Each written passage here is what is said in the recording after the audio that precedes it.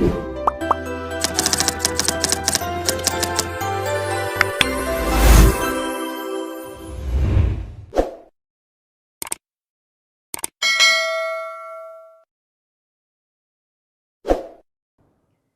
दोस्तों, आज की क्लास में आपका स्वागत है। आज की क्लास में हम लोग डिस्कस करने वाले हैं चाल, समय और दूरी के बारे में, स्पीड, टाइम एंड डिस्टेंस। तो इस चैप्टर को शुरू करने से पहले सबसे पहले ये जान लेते हैं कि इस चैप्टर में किस प्रकार से प्रश्न आते हैं। एक सामान्य से प्रश्न आते हैं जो आपके चाल, समय, दूरी से संबंधित ही रहता है, ठीक है, सीधे से दिए रहते हैं। एक बुक में एक अलग से चैप्टर दिया रहता है जिसका नाम है रेलगाड़ी से संबंधित प्रश्न, है ना। तो रेलगाड़ी से संबंधित प्रश्न भी आपके इसी चैप्टर से संबंधित है, और नाव और धारा से संबंधित प्रश्न भी देखेंगे आपका इसी चैप्टर से संबंधित है। और बचपन से पढ़ते आ रहे हैं, क्या है कि इस चैप्टर के लिए एक ही फार्मूला, कॉमन सा फार्मूला पढ़ते आ रहे हैं, वो होता है चाल बराबर दूरी बटे समय, speed is equal to distance upon time. इसी फार्मूले को हम लोग किस रूप में लिख सकते हैं, इस रूप में भी लिख सकते हैं। कौन सा आपका देखेंगे, आपका समय बराबर दूरी बटे चाल, और एक और फॉर्म में लिख सकते हैं, वो होता है आपका क्या, दूरी बराबर चाल गुणा समय। अब बात करते हैं क्या चीज चाल होता क्या है। तो इकाई समय में तय की गई दूरी ही आपका क्या कहलाता है, चाल। तो यहाँ पे देखेंगे तीन चीजों का, ठीक है, यहाँ पे मुख्य रूप से तीन शब्दों का उपयोग कर रहे हैं, वो होता है चाल है, दूरी और समय है। तो देखेंगे दूरी को देखते हैं, तो जो दूरी है ना, उसको इसका मात्रक क्या होता है। दूरी का मात्रक की बात करेंगे तो दूरी को हम लोग किस में दर्शाते हैं, आपका सेंटीमीटर में दर्शाते हैं, है ना, आपका मीटर में दर्शाते हैं, आपका किलोमीटर में दर्शाते हैं। वही देखेंगे आपका जो समय है, आपका जो समय है उसको किससे दर्शाते हैं हम लोग। तो समय के लिए हम लोग सेकंड और आपका मिनट और आपके घंटा, ठीक है। तो ये आपका समय के लिए हम लोग मात्रक का यूज करते हैं। तो चाल के लिए मात्रक क्या हो जाएगा, तो इन्हीं दोनों के मात्रक से हम लोग देखेंगे क्या बनेगा, चाल का मात्रक बनता है। तो चाल का मात्रक देखेंगे, चाल के लिए जो मात्रक रहता है वो हो जाएगा आपका क्या, दोनों को अपान हो जाएगा। कैसे हो जाएगा, तो देखेंगे आपका मीटर प्रति सेकंड। अगर दूरी है उसको हम लोग किस में लेंगे, मीटर में लेंगे, है ना। तो जब का समय क्या हो जाएगा आपका सेकंड में, है ना। दूसरा मात्रक की बात करेंगे तो अगर हम लोग जो दूरी है उसको ले लेंगे किस में, आपका किलोमीटर में, और तो समय को किस में लेना पड़ेगा, आपका घंटे में लेना पड़ेगा। तो ये होता है क्या, मात्रक होता है। तो मात्रक जानने की आवश्यकता क्यों है ना, क्यों, क्योंकि प्रश्न में इस टाइप से क्वेश्चन आते हैं कि हमको मात्रक को एक मात्रक से दूसरे मात्रक में कन्वर्ट करना पड़ जाता है। तो देखते हैं कि किलोमीटर प्रति घंटा बराबर कितना मीटर प्रति सेकंड होता है। तो देखेंगे 1 किलोमीटर प्रति घंटा बराबर देखेंगे कि 5/18 मीटर प्रति सेकंड होता है। कैसे होता है देखते हैं। तो ये देखते हैं आपका क्या होता है, किलोमीटर प्रति घंटा। 1 किलोमीटर बराबर होता है आपका क्या, 1000 मीटर, है ना। और देखेंगे 1 घंटे बराबर होता है आपका 3600 सेकेंड, है ना, 3600 सेकेंड। तो हम लोगों ने किलोमीटर को मीटर में चेंज कर दिया जैसा चाल का मात्रक रहता है, और जो आवर है यानी घंटा है उसको किस में चेंज कर दिया हम लोगों ने, सेकंड में चेंज कर दिया है। अब देखते हैं कि इसमें जो चीजें कट रही हैं उसको कटा देते हैं। तो देखेंगे क्या चीजें कट रही हैं, 2 जीरो से आपका 2 जीरो कट जाएगा। उसके बाद देखेंगे 2 से कितने बार में कट जाएगा, ये 5 बार में। ये 2 से कट जाएगा कितने बार में, आपके 18 बार में। तो देखेंगे 1 किलोमीटर प्रति घंटा बराबर क्या हो जाएगा आपका 5/18। ये हो जाएगा आपका किसमें, मीटर प्रति सेकंड में, ठीक है। इसका मतलब यह है कि जब भी कोई मान रहेगा, मान लो आपका 36 किलोमीटर दिया हुआ है ना, उसको चेंज करना पड़ेगा किसमें, मीटर प्रति सेकंड में। तो कैसे चेंज करेंगे, तो 5/18 से क्या कर देंगे, गुणा कर देंगे, है ना। 1 किलोमीटर प्रति घंटा बराबर 5/18 होता है। तो 36 बराबर क्या हो जाएगा, 5/18 से गुणा कर देंगे। तो 18 से कितने बार में, 1 बार में। 18 से कितने बार में, 2 बार में।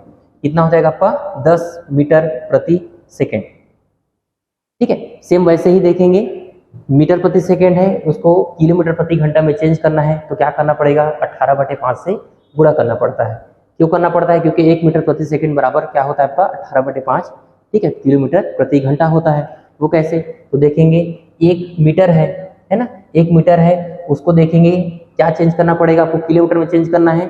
तो क्या करना पड़ेगा हमको, 1000 से भाग देना पड़ेगा। वही देखेंगे जो 1 सेकंड है ना, एक जो सेकंड है उसको हम लोग किस में चेंज करेंगे, हावर में चेंज करेंगे। तो क्या करना पड़ेगा, 3600 से भाग देना पड़ेगा। तो 3600 यहाँ नीचे आ जाएगा तो वो चला जाएगा कहाँ, ऊपर में, है ना। तो ये हो जाएगा 3600। यहाँ पर भी देखेंगे आपका ये 2 0 से 2 0 कैंसल हो जाएगा, है ना। तो देखेंगे क्या हो जाएगा, वही हम लोग का आएगा क्या था, 36 बटे क्या हो जाएगा 10, और इसको किससे घटा लेंगे, 2 से। तो 2 से कितने बार में, 5 बार में। 2 से कितने बार में आपके, 18 बार में, है ना। तो मीटर प्रति सेकंड है, उसको किलोमीटर प्रति घंटा में चेंज करने के लिए 18 बटे 5 से क्या करना पड़ेगा, गुणा करना पड़ेगा। जैसे कि बात देखेंगे आपका क्वेश्चन में दिया हुआ है 15 मीटर प्रति सेकंड है, उसको किलोमीटर प्रति घंटा में चेंज करना चाहेंगे तो क्या करेंगे, 18 बटे 5 से गुणा कर देंगे। तो 5 से एक बार में, ये 5 से कितने बार में, 3 बार में। तो हो जाएगा 18 तिया 54। ये जो 54 आएगा वो क्या होगा आपका, किलोमीटर प्रति घंटा, किलोमीटर प्रति घंटा में आएगा। अब देखते हैं याद करने का तरीका, है ना। तो 2 चीजें यहाँ पे हम लोग को ध्यान देने वाली चीजें हैं, ठीक है। वो क्या होता है आपका कि याद करने का तरीका ये है कि 5 बटे 18 और 18 बटे 5 है, ये 2 संख्या है। इनमें से बड़ी संख्या कौन सी है और छोटी संख्या कौन सी है, ये पहले देखते हैं। तो 18 बटे 5 और 18 और आपका 5 बटे 18, इन दोनों में से देखेंगे जो बड़ी संख्या है वो कौन सी है, आपका 18 बटे 5। ये बड़ी संख्या है, क्यों, क्योंकि 5 से भाग दे के देख लेते हैं, ठीक है। 5 से 3 बार में चला जाएगा, है ना, 5 से 3 बार में चला जाएगा और आपका हो जाएगा 3.6। वो देखेंगे आपका 18, 5 से कितने बार 5 को भाग देंगे तो क्या हो जाएगा आपका 0.27 आ जाएगा, ठीक है। तो देखेंगे बड़ी संख्या आपका क्या हो जाएगा, 18 बटे 5। तो जब भी छोटे मात्रक से बड़े मात्रक में कन्वर्ट करना है तो बड़ी संख्या से क्या करना पड़ेगा, गुणा। और वही देखेंगे बड़े मात्रक से छोटे मात्रक में कन्वर्ट करना है तो छोटी संख्या से क्या करना पड़ेगा, गुणा करना पड़ेगा। तो ये हो गया आपका याद करने का तरीका, ठीक है। अब देखते हैं कि एक और कॉन्सेप्ट की बात करते हैं। तो देखेंगे यहाँ पे 5 और 18, ठीक है, ये आपका क्या अनुपात में है, किसके किसके, किलोमीटर और आपका मीटर प्रति सेकेंड। तो ये 5 जो होता है वो क्या होता है आपका मीटर प्रति सेकेंड, ये 5 जो है वो आपका क्या है, मीटर प्रति सेकेंड, और 18 जो है वो हो जाएगा आपका किलोमीटर प्रति घंटा। यानी कि 5 मीटर प्रति सेकेंड रहेगा तो आपका जो किलोमीटर प्रति घंटा कितना रहेगा, 18 रहेगा। अगर 10 मीटर प्रति सेकेंड है तो वो आपका किलोमीटर प्रति घंटा क्या हो जाएगा आपका 36, है ना, 36 किलोमीटर प्रति घंटा। वही देखेंगे आपका यहाँ पे 15 रहेगा तो यहाँ पे क्या रहेगा आपका 54 रहेगा। यहाँ पे देखेंगे आपका 20 रहेगा तो यहाँ पे क्या रहेगा आपका 72 रहेगा, है ना। ऐसा क्यों, क्योंकि ये रेशियो में है, ठीक है। जितना गुणा हम लोग 5 से करते जाएंगे उतना ही गुणा हमको किससे करना पड़ेगा, 54 पे करना पड़ेगा, है ना। यानी कि 5 का गुणा अगर 5 से कर देंगे, 5 का गुणा अगर 5 से कर देंगे तो कितना हो जाएगा, 5 पंचे 25। तो 18 का भी गुणा किससे करना पड़ेगा, आपका 5 से करना पड़ेगा। तो 18 पंचे क्या हो जाएगा आपका 90, है ना। यानी कि 25 मीटर प्रति सेकेंड आपका डाटा दिया हुआ है, चाल दिया हुआ है। अगर उसको हम किलोमीटर प्रति घंटा में चेंज करना चाहेंगे तो 18 पंचे 90, यानी कि 90 किलोमीटर प्रति घंटा होगा। अब देखते हैं क्वेश्चन के माध्यम से समझते हैं आगे। क्वेश्चन देखते हैं, है ना। ये सामान्य सा क्वेश्चन है। एक कार 54 किलोमीटर प्रति घंटा की चाल से 15 घंटों में एक नियत दूरी तय करती है। यानी कि 54 किलोमीटर प्रति घंटा ये आपका चाल है, यानी कि 1 घंटा में वो 54 किलोमीटर दूरी तय कर रहा है, तो 15 घंटे में कितना दूरी तय करेगा। तो हम लोगों ने फॉर्मूला में भी जस्ट हम लोगों ने देखा है, क्या देखा है कि दूरी, है ना, आपका दूरी यानी कि जो डिस्टेंस बराबर क्या होता है, चाल, है ना। चाल यानी कि स्पीड गुणा आपका जो समय है ना, यानी कि टाइम, ये होता है। दूरी हमको क्या करना है, निकालना है, ठीक है। और आपका जो चाल है वो कितना है, 54, और आपका जो समय है वो कितना है, आपका 15 है, ठीक है। दोनों को गुणा करेंगे तो कितना हो जाएगा आपका 810। तो डी बराबर क्या आ जाएगा आपका 810। अब 810 यहाँ पे क्या है, यहाँ का मात्रा क्या हो जाएगा, तो किलोमीटर हो जाएगा। मात्रा क्या हो जाएगा आपका किलोमीटर, क्यों, क्योंकि समय आपके घंटे में दिया हुआ है। और देखेंगे आपका यहाँ पे 54 किलोमीटर प्रति घंटा है, किसका, चाल की मात्रा। तो दूरी भी क्या आ जाएगा आपका किलोमीटर में आ जाएगा। अगला क्वेश्चन देखते हैं। किसी कार की चाल 80 किलोमीटर प्रति घंटा है, मीटर प्रति सेकंड में इसकी चाल कितनी होगी, ठीक है। कन्वर्ट करने के लिए दिया गया है। तो देखेंगे चाल जो होता है वो आपका 80 किलोमीटर प्रति घंटा है, बड़े यूनिट से छोटी यूनिट में कन्वर्ट करेंगे तो मैंने पहले ही बताया कि छोटी संख्या से क्या करना पड़ेगा, गुणा करना पड़ेगा। तो छोटी संख्या कौन सी है, तो 5/18 आपकी क्या है, छोटी संख्या है। 2 से देखते हैं कितने बार में चला जाएगा, 2 से कितने बार में जाएगा, 9 बार में। ये 2 से कितने बार में, 40 बार में। तो क्या आ जाएगा आपका 200 बटे क्या हो जाएगा 9।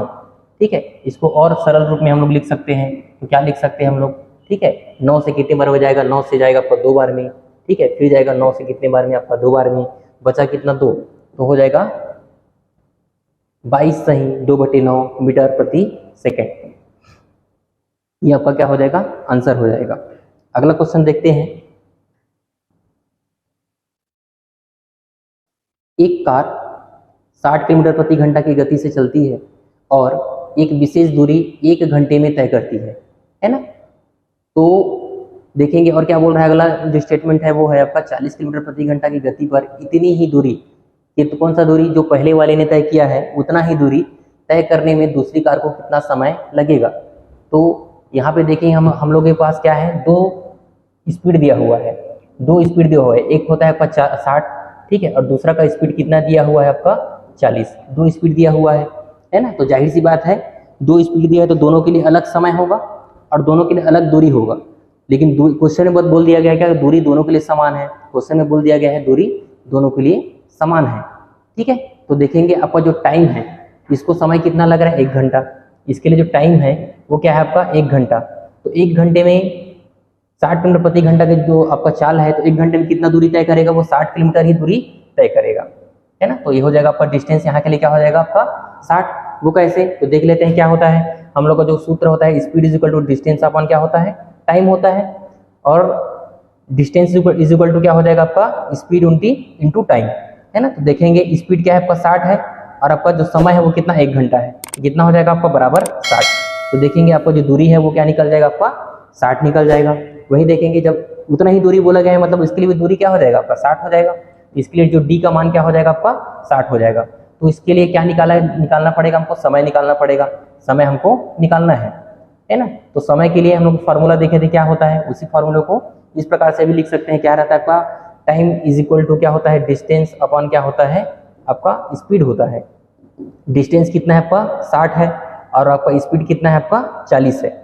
देखेंगे ये 0 से 0 कैंसिल हो जाएगा, है ना। ये 0 से आपका 0 कैंसिल हो जाएगा। तो देखेंगे और यहाँ पे 2 से कितने बार में, 2 बार में, है ना। और 2 से कितने बार में, 3 बार में। कितना आ जाएगा आपका 3/2, है ना। ये आपका क्या है, समय है। इसको और क्या लिख सकते हैं हम लोग, 2 से 1 बार में और बचेगा कितना आपका 1। ठीक है, तो 1 सही 1/2, है ना।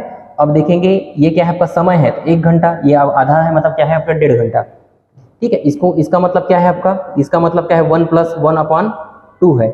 इस 1/2 को किस में चेंज कर लेंगे, क्योंकि हाफ है तो इसको किस में चेंज कर लेते हैं हम लोग, मिनट में चेंज कर लेते हैं, है ना। तो हाफ को हम लोग मिनट में चेंज करना चाहेंगे तो 60 से गुणा कर देंगे। तो 2 से 1 बार में, 2 से कितने बार में, 30 बार में। मतलब समय कितना हो जाएगा आपका 1 घंटा आपका 30 मिनट हो जाएगा, है ना। तो 1 घंटे 30 मिनट में, ठीक है, उतना ही दूरी वो 40 की स्पीड से जाएगा तो क्या कर लेगा, वो तय कर लेगा। ठीक है, अगला क्वेश्चन देखते हैं। किसी यात्रा का आधा भाग 21 किलोमीटर प्रति घंटा तथा शेष भाग 24 किलोमीटर प्रति घंटा की चाल से चलकर पूरी यात्रा को 10 घंटे में चल लेता है। तो यहाँ पर भी देखेंगे हम लोग के पास क्या है, 2 स्पीड दिया हुआ है। तो जाहिर सी बात हम लोग 2 फॉर्मूला यूज करेंगे, है ना। तो देखेंगे कि एक का स्पीड कितना दिया हुआ है आपका 21, है ना, और दूसरे के लिए जो स्पीड दिया हुआ है कितना आपका 24। ठीक है, और दोनों के लिए अलग अलग स्पीड है ना। और देखेंगे आधा आधा भाग कर रहे हैं, मतलब दोनों के लिए दूरी आपका क्या हो जाएगा समान, क्योंकि कोई भी एक डिस्टेंस है उसका आधा भाग 21 किलोमीटर प्रति घंटा की चाल से चल रहा है, आधा भाग आपका देखेंगे 24 किलोमीटर प्रति घंटा की चाल से चल रहा है। तो देखेंगे दूरी दोनों का क्या रहेगा, समान रहेगा, क्योंकि आधा आधा भाग है। लेकिन समय दोनों के लिए अलग रहेगा, है ना। दोनों के लिए समय क्या रहेगा, अलग रहेगा। तो मान लो इसके लिए जो समय है वो हो जाएगा आपका T1 और इसके लिए जो समय है वो हो जाएगा आपका T2। ठीक है, और डिस्टेंस इसके लिए क्या हो जाएगा D, इसके लिए भी क्या हो जाएगा आपका D, है ना। और दोनों के लिए क्या देखेंगे, दोनों का टोटल समय दिया हुआ है और टोटल समय मतलब क्या है, T है ना। टोटल समय क्या T है, और ये T कैसे आएगा, T1 + T2 करेंगे तो क्या आपका T आ जाएगा, है ना। T1 + T2 करेंगे तो क्या आ जाएगा, T1 आपका T आ जाएगा। तो दोनों के लिए फार्मूला क्या होता है, समय के लिए फार्मूला होता है आपका T1 इज इक्वल टू, है ना, यहाँ पे देखेंगे आपका डिस्टेंस अपॉन क्या हो जाएगा आपका स्पीड, स्पीड हम लोगों ने लिख लिया। इसके लिए सेम वही फार्मूला क्या हो जाएगा आपका समय बराबर आपका क्या होता है दूरी बटे क्या होता है आपका चाल। इसके लिए चाल कितना है आपका 24 है ना। तो हम लोग के पास दो, ठीक है, दोनों जो मान है उन लोगों हम लोगों ने क्या कर दिया एक फॉर्मूले में रख दिया है। अब हमको निकालना है क्या T1 प्लस T2। तो कैसे निकलेगा, दोनों जो समीकरण है इसको दो समीकरण मान लेते हैं, है ना, इसको हम लोग दो समीकरण मान लेते हैं। तो देखेंगे ये आपका क्या हो जाएगा आपका पहला वाला समीकरण, ठीक है, ये आपका क्या हो जाएगा आपका दूसरा वाला समीकरण।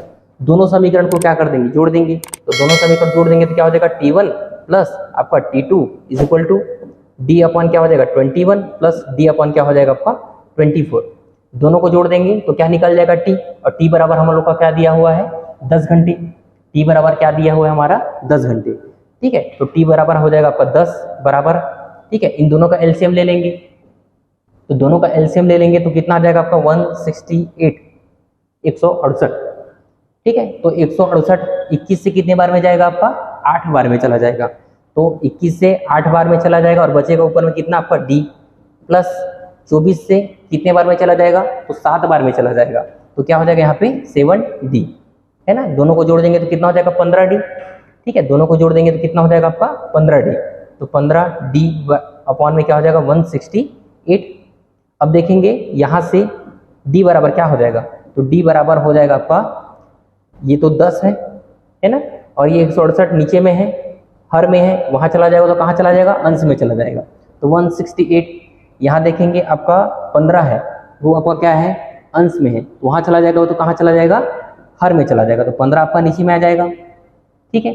अब देखेंगे कि किससे कटेगा, तो देख लेते किससे कटेगा आपका 5 से कितनी बार में चला जाएगा 3 बार में। ये 5 से कितने बार में चला जाएगा 2 बार में, ठीक है। 3 से 1 बार में, ये 3 से कितने बार में 5 बार में, एक बचा, ठीक है, और ये चला जाएगा कितने 6 बार में, ठीक है। तो देखेंगे D बराबर क्या निकल जाएगा हम लोग का, तो 56 से 2 का गुणा कर देंगे तो कितना हो जाएगा 112, ठीक है। 112 ये 112 क्या है आपका किलोमीटर है, 112 क्या है आपका किलोमीटर है। तो इसके लिए जो दूरी है वो क्या निकल गया है 112, क्योंकि दोनों के लिए हम लोग D माना है, इसके लिए भी दूरी क्या निकल जाएगा आपका 112, है ना। तो दोनों ने आधा आधा दूरी तय किया है, मतलब दोनों के लिए क्या हो जाएगा 112 किलोमीटर। अब क्वेश्चन में कुछ पूछा क्या गया है हम लोग का कुल दूरी, है ना। क्वेश्चन में क्या पूछा गया है कुल दूरी, तो कुल दूरी क्या हो जाएगा D प्लस D, है ना। कुल दूरी क्या हो जाएगा D प्लस D, मतलब क्या हो जाएगा 112 प्लस आपका क्या हो जाएगा 112, तो कितना हो जाएगा आपका 224। आपका आंसर क्या हो जाएगा कुल दूरी कितना हो जाएगा आपका 224, ठीक है। आगे बढ़ते हैं। क्वेश्चन है आपका एक व्यक्ति 3 समान दूरी, यहां पर भी देखेंगे जो दूरी है उसको क्या बोल दिया है, तीनों के लिए क्या कर दिया गया है समान, वो 3 किलोमीटर प्रति घंटा, 4 किलोमीटर प्रति घंटा और 5 किलोमीटर प्रति घंटा की गति से तय करने में कुल 47 मिनट का समय लेता है। यहाँ पर भी देखेंगे आपका जो समय है वो क्या दे दिया है गया है आपका 47 मिनट, कुल टोटल समय दिया गया है ना। तो कुल टोटल समय कैसे निकलेगा, तीनों का समय को जोड़ देंगे तो क्या निकलेगा कुल टोटल समय निकलेगा। तो कुल दूरी किलोमीटर में क्या होगी, ठीक है। तो देखेंगे तीनों के लिए जो दूरी रहेगा वो क्या रहेगा समान रहेगा, तो इसके लिए भी D रहेगा, दूसरे वाले के लिए भी D रहेगा और तीसरे वाले के लिए भी D रहेगा, है ना।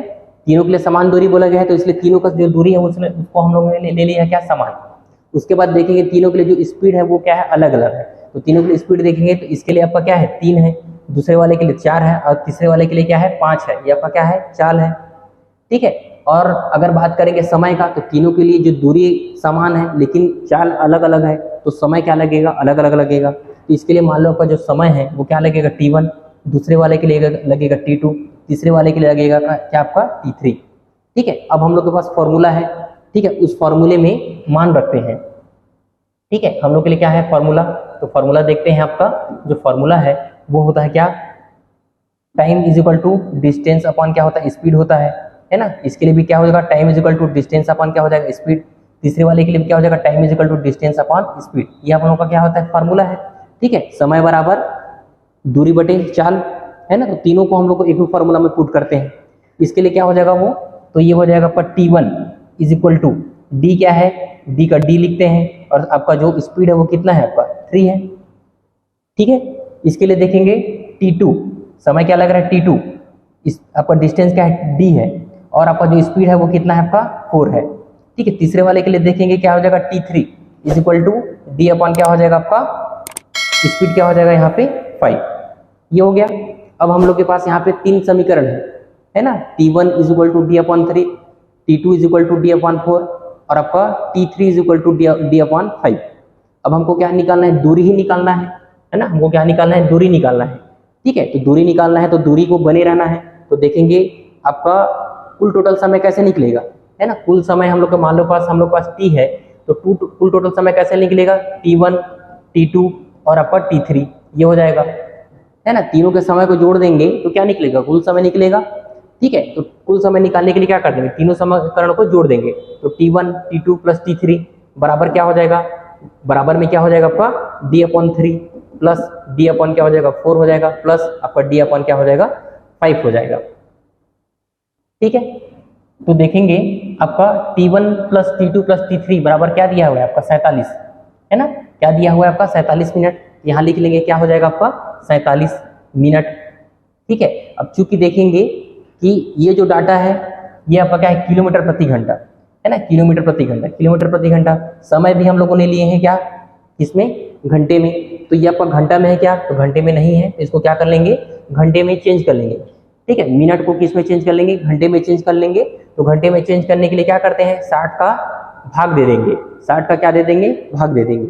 मिनट को घंटे में चेंज करने के लिए 60 का भाग देते हैं और वहीं देखेंगे आपका जो घंटा है उसको मिनट में चेंज करने के लिए 60 का गुणा। ठीक है, तो बराबर देखेंगे 3, 4 और 5 इन तीनों का क्या ले लेंगे, एलसीएम, है ना, इन तीनों का क्या ले लेंगे, एलसीएम। तो एलसीएम ले लेंगे तो तीनों का एलसीएम कितना आ जाएगा, 60 आ जाएगा, है ना, इन तीनों का एलसीएम कितना आ जाएगा 60।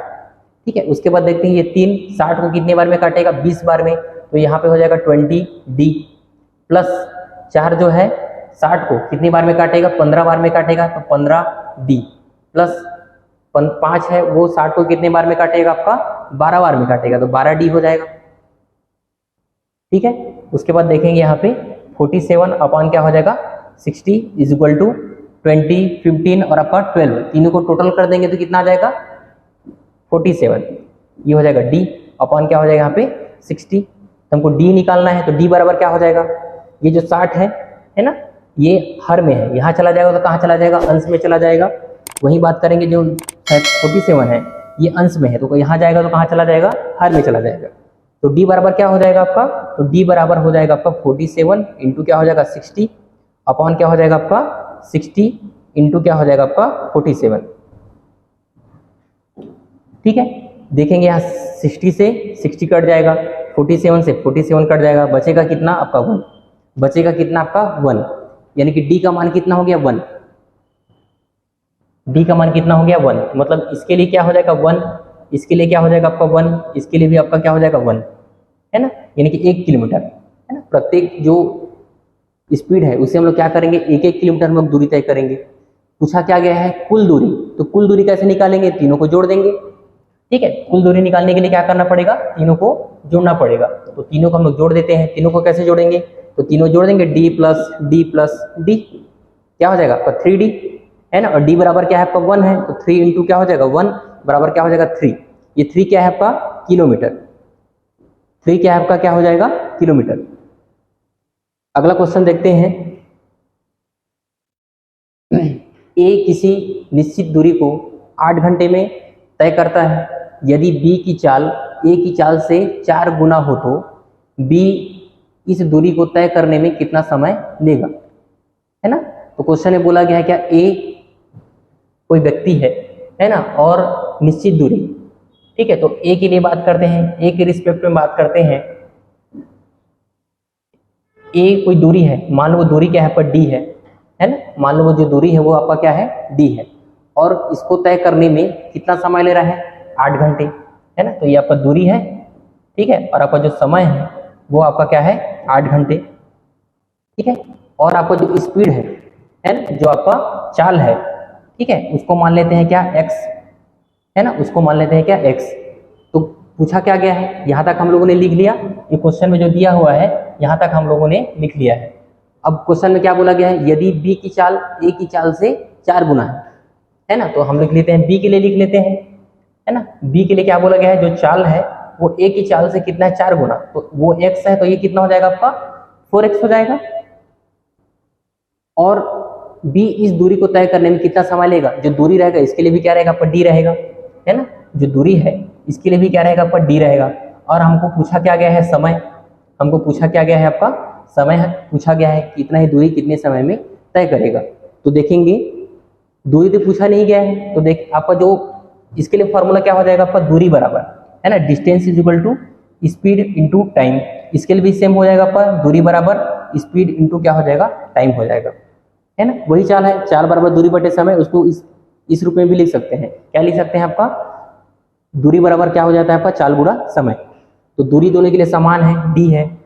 इसके लिए जो चाल है वो क्या है आपका x है ना, इसके लिए जो चाल है वो आपका क्या है x है, इंटू समय कितना है आपका 8 है, समय कितना है आपका 8 है। वही देखेंगे इसके लिए जो दूरी आपका d ही है, और आपका जो स्पीड है वो क्या हो जाएगा आपका 4x इंटू, है ना, जो टाइम है वो हमको निकालना है, तो टाइम के लिए लिख लेते हैं क्या t, है ना, टाइम के लिए लिख लेंगे क्या t। अब दोनों तरफ देखेंगे d के बराबर क्या मिला है हमको, एक d बराबर क्या बोला है 8x, और दूसरा d का मतलब क्या मिला हमको 4x इंटू t, है ना। तो देखेंगे दोनों को हम लोग बराबर लिख सकते हैं, है ना, तो क्या लिख लेंगे आपका 8x इज इक्वल टू क्या लिख लेंगे आपका 4x इंटू t, ठीक है। तो t बराबर क्या हो जाएगा 4x यहाँ चला जाएगा, तो t इज इक्वल टू हो जाएगा आपका 8x अपॉन क्या हो जाएगा आपका 4x, ठीक है। अब देखेंगे आपका x से x कैंसल हो जाएगा, ठीक है, ये 4 से 8 कितने बार में चला जाएगा 2 बार में, है ना, तो t इज इक्वल टू क्या हो जाएगा आपका 2, t इज इक्वल टू क्या हो जाएगा आपका 2, है ना। तो ये आपका t is equal to 2, t आपका क्या है समय है, तो 2 आपका क्या हो जाएगा घंटा, ठीक है, 2 क्या हो जाएगा आपका घंटा, ये हो जाएगा आपका घंटा, ठीक है। एक और तरीका है बनाने का, रेशियो से बना सकते हैं, है ना, एक और तरीका जो है वो आपका क्या है रेशियो है ना। देखेंगे कि अगर जो डिस्टेंस है वो क्या हो जाएगा बराबर रहेगा, है ना, अगर जो डिस्टेंस है वो क्या रहेगा आपका बराबर रहेगा, तो देखेंगे d बराबर क्या होता है st। अब इसको पहले वाले के लिए s1 मान लेंगे और समय जो रहेगा t1 मान लेंगे, वही दूसरे वाले के लिए लिख लेंगे क्या d बराबर क्या हो जाएगा st, है ना। तो इसके चाल अलग है तो s2 लिख लेंगे, और समय रहेगा तो भी लिख लेंगे क्या t2, है ना। अगर जो दूरी है वो नियत है, दोनों के लिए जो क्या है समान है यानी कि कांस्टेंट है, तो क्या लिख लेंगे आपका s1 t1 is equal to क्या होता है आपका s2 t2, है ना। अब दोनों के बीच में अनुपात निकालना चाहेंगे तो क्या हो जाएगा s1 अपॉन क्या हो जाएगा s2 इज इक्वल टू क्या हो जाएगा t2 अपॉन क्या हो जाएगा आपका t1, ठीक है। तो ये आपका क्या बन जाता है एक फार्मूला बन जाता है ना, ये आपका क्या बन जाएगा एक फार्मूला बन जाएगा, ठीक है। क्या होता है फार्मूला कि जो स्पीड होता है वो आपका जो टाइम का क्या होता है इनवर्स होता है, यानी कि s1 बराबर क्या है 1 अपॉन t1, है ना, और आपका जो s2 बराबर क्या हो जाएगा 1 अपॉन t2 के बराबर हो जाएगा, ठीक है। और देखेंगे अगर दोनों को अनुपात में ले लेंगे तो पहले का जो स्पीड है वो दूसरे का टाइम के बराबर रहेगा, है ना, और दूसरे का जो स्पीड है वो पहले के टाइम के बराबर रहेगा, है ना। तो देखेंगे इसके लिए जो स्पीड है ना, कितना है आपका 1 रेशियो में है, और दूसरे वाले के लिए जो स्पीड है वो कितने रेशियो में है 4 में है ना, वो 1 है तो ये आपका क्या है 4 है, ठीक है। तो जो समय रहेगा, जो आपका जो समय रहेगा वो क्या हो जाएगा, ठीक है, इसको वेन डायग्राम रूप में देख लेते हैं। जो स्पीड है वो क्या हो जाएगा आपका पहले वाले के लिए 1 रहेगा तो दूसरे वाले के लिए क्या रहेगा 4 रहेगा, तो समय जस्ट इसका उल्टा रहेगा रेशियो, है ना, जो टाइम का रेशियो है जस्ट इसका क्या रहेगा उल्टा रहेगा, तो जो टाइम रहेगा वो इसके लिए 4 हो जाएगा और इसके लिए क्या हो जाएगा 1 हो जाएगा। ये आपका क्या हो जाएगा टाइम का रेशियो, ये आपका क्या हो जाएगा स्पीड का रेशियो, स्पीड का रेशियो क्या है 1:4, तो जो टाइम का रेशियो क्या हो जाएगा 4:1, और इसी 4 अनुपात के बराबर आपका क्या दिया हुआ है ना, इसी 4 जो अनुपात है पहले वाले के लिए 4 अनुपात के बराबर आपका क्या दिया हुआ है 8 घंटे, है ना, 4 अनुपात बराबर क्या दिया हुआ है आपका 4 रेशियो बराबर क्या दिया हुआ है 8 घंटे, तो 1 रेशियो बराबर क्या हो जाएगा आपका 8/4 यानी कि कितना हो जाएगा आपका 2 घंटे, और यहाँ पे अपोजिट साइड में कितना दिया हुआ है 1 रेशियो, तो 1 रेशियो बराबर क्या होता है आपका 2 घंटे, है ना। तो सिंपल सा लॉजिक है कि इसका जो समय लगेगा वो कितना लगेगा आपका 2 घंटे, तो ये आपका क्या है रेशियो मेथड से भी बना सकते हैं। आज के क्लास में इतना ही, आई होप आपको पसंद आया होगा। अगला सेशन अगले दिन करते हैं।